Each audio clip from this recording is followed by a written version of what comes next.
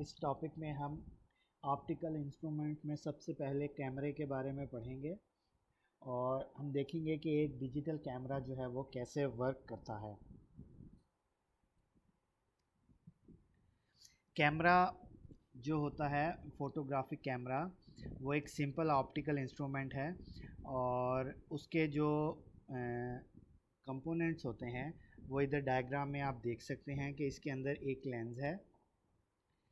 आपके पास एक लेंस है और लेंस के सामने यहाँ पर एक सीसीडी है। सीसीडी जो है वो एक क्या चीज़ है ये अभी मैं नेक्स्ट एक्सप्लेन करता हूँ। और फिर शटर है और फिर ये लाइट चैम्बर है। तो लेंस के सामने ऑब्जेक्ट होता है और उसका जो इन्वर्टेड इमेज है वो किसके ऊपर बन रहा होता है, सीसीडी के ऊपर बनता है। तो ये चूँकि कन्वेक्स लेंस है तो इससे बनने वाला जो इमेज है वो रियल होता है और रियल इमेजेस जो होते हैं वो इन्वर्टेड होते हैं। तो इस वजह से ये इन्वर्टेड इमेज जो है वो इस सीसीडी के ऊपर बन रहा है। अब ये जो इमेज है वो एक लाइट सेंसिटिव कंपोनेंट के ऊपर बनता है और ये जो लाइट सेंसिटिव कंपोनेंट है इसको हम सीसीडी कहते हैं। लाइट सेंसिटिव कंपोनेंट कैसे है कि जैसे ही इसके ऊपर लाइट पड़ती है तो वो उसको लाइट को सेंस कर सकता है। अब जो इमेज हमने कहा कि कैमरे का वो बनेगा सीसीडी के ऊपर। तो सीसीडी बेसिकली जो है वो चार्ज कपल डिवाइस है। अब ये चार्ज कपल डिवाइस क्या करती है, ये जो लाइट रेज आ रही होती हैं जिन लाइट रेज से मिलकर इमेज बन रहा होता है, चूँकि ये हर लाइट रे को जो है वो सेंस करता है और उसके अकॉर्डिंग पूरे इमेज को एक बाइनरी कोड में जो है वो कन्वर्ट कर देता है। आपको पता है कि आपकी जितनी भी ये डिजिटल मशीन्स हैं ये बाइनरी नंबर सिस्टम के ऊपर वर्क करती हैं।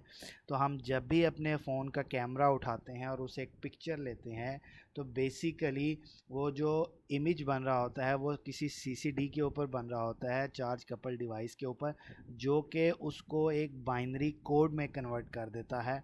और फिर वो बाइनरी कोड जो है वो हमारी डिजिटल में जितने भी सिस्टम्स हैं, कंप्यूटर्स हैं, मोबाइल्स हैं, इनके अंदर वो बाइनरी कोड जो है फिर इमेज के तौर पर महफूज हो जाता है। अब बाइनरी कोड में जैसे ही उसने उसे कन्वर्ट किया फिर इस वो डिजिटल इन्फॉर्मेशन को आप किसी मेमोरी चिप पे सेव कर लेते हैं। वो आपकी फ़ोन की मेमोरी में, कंप्यूटर की मेमोरी में सेव हो जाता है और आप उसे बाद में दोबारा देख भी सकते हैं, उसे डाउनलोड भी कर सकते हैं।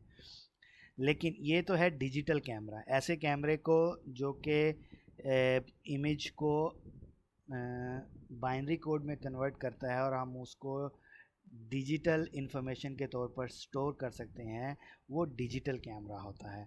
लेकिन जो आम सिंपल फिल्म कैमरास होते हैं जिनमें आप देखें कि आप फिल्म को इंसर्ट करते हैं, उनमें फ़र्क ये होता है कि जहाँ पर सीसीडी लगा होता है वहाँ पर आपकी जो फिल्म होती है वो मौजूद होती है सीसीडी की जगह। अब फिल्म भी एक लाइट सेंसिटिव मटेरियल है। जब इसके ऊपर लाइट पड़ती है तो वहाँ पर उस प्लेस के ऊपर जो है वो चेंजेस आती हैं और बाद में आप उस फिल्म को केमिकली जब प्रोसेस करते हो तो आप उसको केमिकली प्रोसेस करने के बाद उससे जो इमेज है वो किसी पेपर के ऊपर ट्रांसफ़र कर सकते हो। तो एक आम ट्रेडिशनल कैमराज और डिजिटल कैमराज में फ़र्क ये है कि जो फिल्म्स हैं वो सीसीडी की जगह अगर आप फिल्म यूज़ करें तो वो ट्रेडिशनल कैमरा है और अगर आप फिल्म्स की जगह सीसीडी यूज़ करें तो वो फिर आपके पास डिजिटल कैमरा बन जाता है। अब कैमरे को फोकस करने के लिए आपने लेंस और सीसीडी के दरमियान डिस्टेंस को वेरी करना है, क्योंकि ये कन्वर्जिंग लेंस है और जो ऑब्जेक्ट होता है वो आलमोस्ट इन्फिनिट डिस्टेंस पे होता है, जिसकी वजह से लाइट रेज जो उससे आ रही होती हैं वो इमेज जो है वो फोकस पॉइंट के ऊपर बनाएंगी। तो हमने अगर किसी चीज़ को फोकस में लाना है तो हम क्या कर रहे होते हैं, कैमरास की जो आम डिजिटल कैमरास है, अगर मैं उनकी बात करूं, तो हम अगर उनको जब फोकस करते हैं तो हम लेंस को आगे पीछे मूव करते हैं। अगर आप डिजिटल कैमरास में देखें तो आप एक सर्कल में एक नॉब होती है, उसको आप मूव करते हैं, तो बेसिकली आप क्या कर रहे होते हैं, लेंस को आगे पीछे पोजीशन कर रहे होते हैं। वो पोजीशन क्यों कर रहे होते हैं? वो पोजीशन इसलिए कर रहे होते हैं ताकि जो उसका सीसीडी कैमरा जहाँ पे यानी इमेज बन रहा है वो पॉइंट और जो फोकल पॉइंट है इस लेंस का, वो दोनों एक जितने हो जाए, एक ही पॉइंट हो जाए। तो ये इसका मतलब है फोकसिंग दो चीज़ों पर डिपेंड करती है। एक तो लेंस और सीसीडी के दरमियान डिस्टेंस के ऊपर डिपेंड करती है, और सेकंड जो है उसकी फोकल लेंथ के ऊपर, जो लेंस है उसको, यानी अगर आप अगर आप लेंस को चेंज कर देंगे तो तब भी आपको फोकस करने के लिए उसको मूव करना पड़ेगा, क्योंकि आपने सीसीडी को उस पॉइंट पर लाना है जिस पॉइंट पर उसका फोकल पॉइंट जो है। तो इस तरीके से हम जो है कैमरा को फोकस करके शार्प इमेजेस जो हैं वो ऑब्टेन कर सकते हैं। तो फोकसिंग जो है वो दो चीज़ों पर डिपेंड कर रही होती है। एक तो उसकी फोकल लेंथ के ऊपर लेंस की, और दूसरा distance between the lens and the CCD. अब जो शटर होता है, ये देखिए यहाँ पर ये शटर जो है वो प्लेस किया गया है। ये शटर जो है ये लेंस और सीसीडी के दरमियान में होता है। लेंस अब शटर को यहाँ पर क्यों प्लेस किया गया? शटर को इसलिए प्लेस किया गया है, सीसीडी जो है वो एक लाइट सेंसिटिव जो है वो कंपोनेंट है कैमरे के अंदर। अगर इस शटर को हम ओपन रखेंगे तो लाइट कंटिन्यूसली उसके ऊपर फॉल करती रहेगी और उसको सेंसिटाइज करती रहेगी, तो सीसीडी जो है वो वर्क करता रहेगा। लेकिन अगर हम शटर यूज़ कर लेंगे तो लाइट अगर एंटर भी होगी लेंस में तो वो शटर से स्टॉप हो जाएगी और सीसीडी के ऊपर नहीं पड़ेगी। तो अब जब हमने इमेज लेना है तब हम क्या करेंगे? तब हम ये करेंगे कि हम इस शटर को ओपन करेंगे जैसे ही इमेज लेते हैं और साथ ही इसे बंद कर देंगे।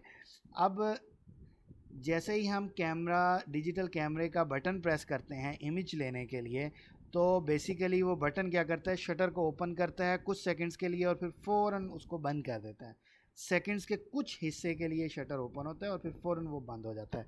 उसमें जो लाइट होती है उस ऑब्जेक्ट से एंटर होती है, वो सीसीडी पर पड़ती है और सीसीडी उसे बाइनरी कोड में जो है वो कन्वर्ट कर देता है और इस तरह इमेज जो है वो फॉर्म हो जाता है, और बहुत शॉर्ट टाइम के लिए जो है वो शटर जो है वो ओपन होता है।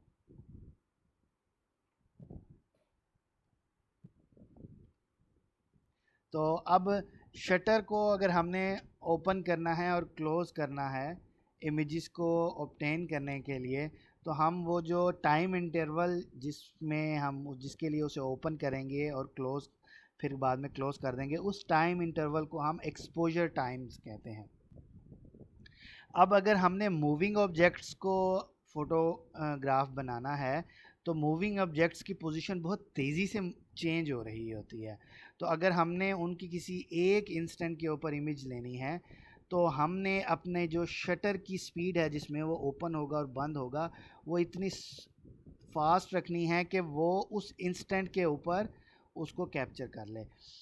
ठीक है, अगर हमारे शटर की स्पीड जो है वो स्लो होगी, जो एक्सपोजर टाइम जो है वो ज़्यादा होगा और ऑब्जेक्ट जो मूव कर रहा है उसकी स्पीड ज़्यादा होगी, तो क्या होगा कि अब ज़्यादा शटर टाइम की वजह से जो है वो एक इंस्टेंट पे वो, लेट्स सपोज अगर यहाँ पर था ऑब्जेक्ट, दूसरे इंस्टेंट पर वो ऑब्जेक्ट यहाँ पर पहुँच चुका होगा। अब लाइट इस पोजीशन पर जब था वो भी जाके सीसीडी के ऊपर हिट होगी, और जब इस इंस्टेंट पर था तो ये भी जाके सीसीडी के ऊपर जो है वो उसको हिट करेगी। तो इस तरह शटर टाइम या एक्सपोजर टाइम ज़्यादा होने से क्या होगा, लाइट को मल्टीपल इमेजेस मिल रहे होंगे उस ऑब्जेक्ट की पोजीशन के, जिसकी वजह से आपका जो इमेज जो है वो इमेज के ऊपर इमेज होगा, तो आप कह सकते हैं कि वो इमेज की क्वालिटी अच्छी नहीं होगी, वो ब्लर हो सकता है। लेकिन अगर आपने मूविंग ऑब्जेक्ट्स को किसी कैमरे से उसका पिक्चर लेनी है तो आपने अपना एक्सपोजर टाइम जो है वो मिनिमम रखना है। लेकिन अगर आपने मूविंग ऑब्जेक्ट्स की पिक्चर नहीं लेनी है, आपने स्टिल ऑब्जेक्ट्स की पिक्चर लेनी है और ऐसे ऑब्जेक्ट्स की पिक्चर लेनी है जो कि डार्क हैं, यानी वहाँ पर लाइट बहुत कम है। अब लाइट कम होने का मतलब है कि जिस ऑब्जेक्ट की आपने इमेज बनाना है उस ऑब्जेक्ट से आने वाली लाइट इंटेंसिटी भी बहुत कम होगी, लो लाइट होगी। तो अब आपका जो इमेज क्वालिटी है वो ज़्यादा अच्छी नहीं आएगी अगर आप अपना एक्सपोजर टाइम कम रखेंगे। तो आप क्या करेंगे, आप अपना एक्सपोजर टाइम बढ़ा देंगे। एक्सपोजर टाइम कैसे बढ़ाएंगे, आप शटर ओपन और क्लोज़ करने का जो टाइम है वो बढ़ा देंगे आप। तो इस तरह लो लाइट के अंदर अगर आप अपना एक्सपोजर टाइम बढ़ा देते हैं तब आप अपनी इमेज की क्वालिटी बढ़ा सकते हैं। और अगर आप मूविंग ऑब्जेक्ट का इमेज बना रहे हैं तो आप अपना एक्सपोजर टाइम को मिनिमम करके जो है आप उसको उसकी क्वालिटी को इम्प्रूव कर सकते हैं।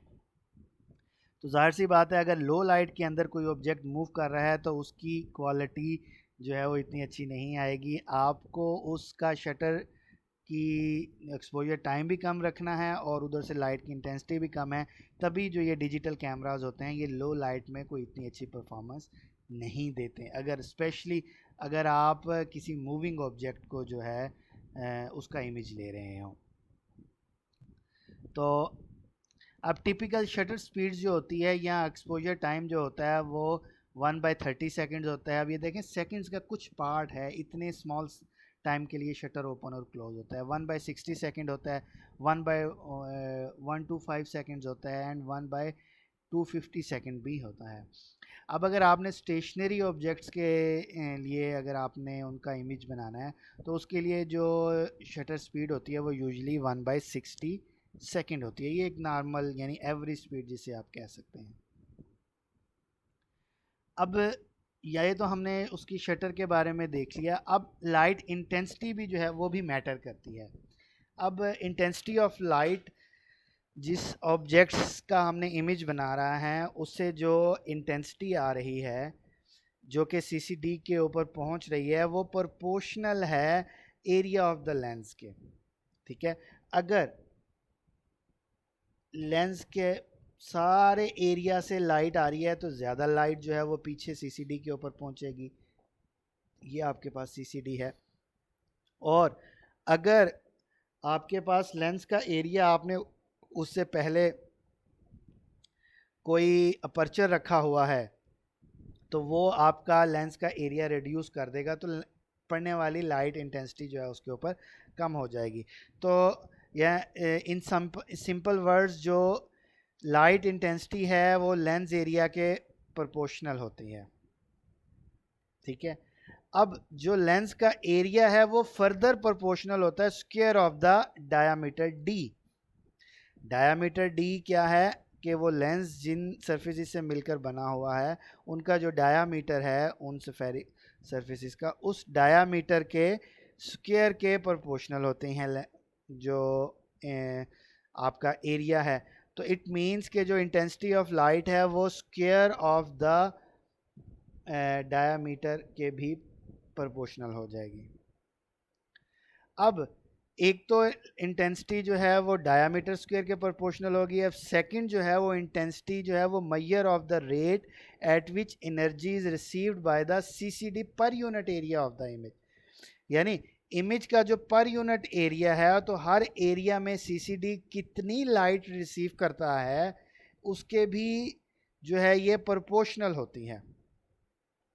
अब एरिया ऑफ द इमेज जो है वो प्रोपोर्शनल होता है क्यू स्क्वायर के, यानी क्यू स्क्वायर लेंस से बनने वाला जो इमेज है वो डिस्टेंस आपके पास क्यू होता है तो क्यू स्क्वायर के प्रोपोर्शनल होता है। अब हमने कहा था कि हम चूंकि कन्वेक्स लेंस यूज़ कर रहे हैं और इमेज जो है वो फोकल पॉइंट के ऊपर बनेगा तो क्यू जो है इमेज अप्रॉक्सीमेटली इक्वल होता है फोकल लेंथ के एफ के। तो इट मीन्स कि इंटेंसिटी जो है वो अगर क्यू स्क्वायर के प्रोपोर्शनल है तो इंटेंसिटी वो एफ स्क्वायर के भी प्रोपोर्शनल होगी। तो यहाँ से हमारे पास दो जो है वो वैल्यूज़ आ गई, यानी एक तो इंटेंसिटी प्रोपोर्शनल आ गई डी स्क्वायर के और दूसरा हमारे पास जो है वो इंटेंसिटी जो है वो प्रोपोर्शनल आ गई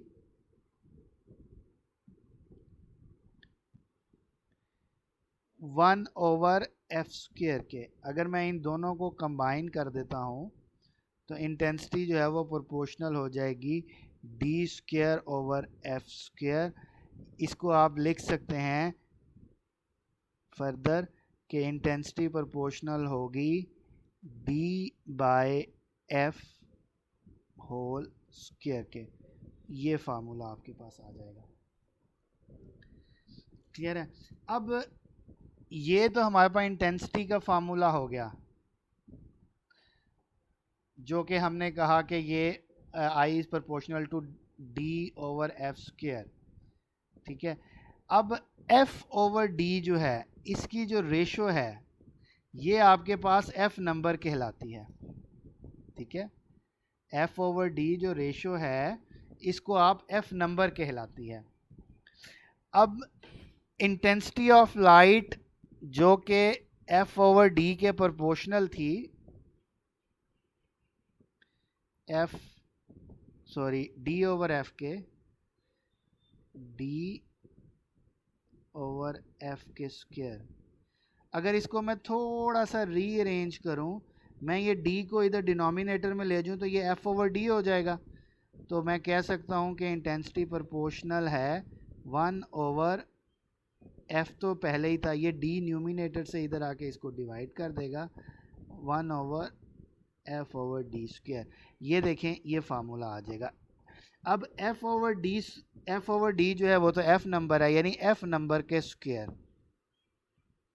यानी इंटेंसिटी जो है वो f नंबर के रेसिप्रोकल के 1/f नंबर स्क्वायर के प्रोपोर्शनल होती है। अब f नंबर हमारे पास जो है वो हमें क्या बताता है? तो f नंबर जो है वो बेसिकली लेंस की हमें स्पीड बता रहा होता है, यानी इस लेंस से जो आप इमेज लेंगे उसकी स्पीड क्या है। तो जितना f नंबर आपके पास स्मॉल होगा उतना आपके पास जो है अपर्चर वो वाइडर होगा। ठीक है। अब ये बात जहन में रखें कि इसमें डायामीटर आ रहा है जो कि आपको बता रहा था कि लेंस के कितने एरियाज में। ज़्यादा अगर आपने अपर्चर वाइडर कर देंगे तो लेंस के ज़्यादा एरिया में से लाइट पास होगी। क्लियर है? तो f नंबर आपको अगर स्मॉल होगा तो आपके पास जो कैमरा है उसका जो अपर्चर है वो वाइडर होगा। जब अपर्चर वाइडर होगा तो हाई रेट ऑफ एनर्जी जो है वो एक्सपोज करेगी CCD को, क्योंकि ज़्यादा एरिया में से लाइट पास कर रही है। और इसका मतलब ये है कि लो f नंबर वाला जो लेंस होगा वो फास्ट होगा, क्योंकि ज़्यादा लाइट पास करेगी और इमेज जो है वो फ़ौरन बन जाएगा। तो अब कन्वेंशनल नोटेशन जो होती है वो f नंबर के लिए वो होती है f के बाद फॉरवर्ड स्लैश और उसके बाद हम उसकी वैल्यू लिख देते हैं। ठीक है। यानी अगर आपके पास लिखा हुआ है f/4 तो इसका मतलब है कि इस कैमरे का f नंबर जो है वो 4 है। इसका ये मतलब नहीं है कि f को हमने डिवाइड कर दिया 4 से, इसका ये मतलब हरगिज़ नहीं है। इसका मतलब ये है कि इसका जो f नंबर है वो 4 है। तो जितना f नंबर स्मॉल होगा उतने ही कैमराज के लेंसेज जो हैं वो फास्ट होंगे। यानी f अगर नंबर जो है वो 1.2 है तो ये फास्टेस्ट आपके पास जो है वो कैमरा होगा, ये लेंस होगा, और ये एक्सपेंसिव भी होगा, क्योंकि f नंबर जितना स्मॉल होगा अपर्चर उतना ज़्यादा होगा। अपर्चर ज़्यादा होने से ये जो अपर्चर है अगर आप इसको ज़्यादा कर दें तो इट मीन्स कि ये अपर्चर बड़ा हो जाएगा, तो ज़्यादा लाइट जो है वो एरिया को एक्सपोज में से पास करेगी। तो जो अब्रेशंस हैं, जो लाइट के हमने अब्रेशन पढ़े थे, वो अब्रेशंस भी जो हैं उनको स्मॉल रखना, कम से कम रखना वो डिफ़िकल्ट हो जाएगा। ठीक है। ये एक चैलेंज है कि उसकी स्पीड तो बढ़ जाती है लेंस की, लेकिन उसमें फिर अब्रेशन आने की चांसेस भी होते हैं। तो उन अब्रेशन को कम से कम करने के लिए बहुत ही अच्छी क्वालिटी का लेंस बनाना पड़ता है, जिससे अब्रेशन कम से कम होते हैं और स्पीड ज़्यादा होती है। तो इसलिए स्मॉल f नंबर वाले लेंसेज जो हैं वो बहुत एक्सपेंसिव होते हैं।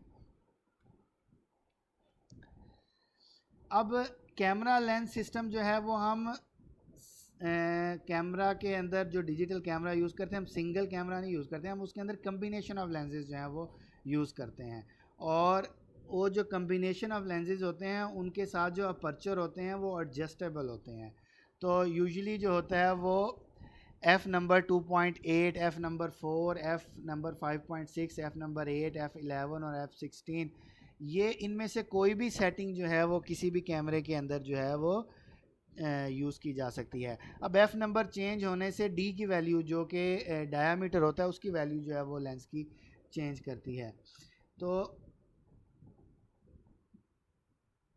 अब अगर आप उसे एफ़ को 2.8 से यानी एफ़ नंबर को 2.8 से एफ़ नंबर 4 के ऊपर यानी हायर एफ़ नंबर पर जा रहे हैं तो वो एरिया को डिक्रीज़ कर देगी, जो अपर्चर का एरिया है उसको बाय ए फैक्टर ऑफ 2।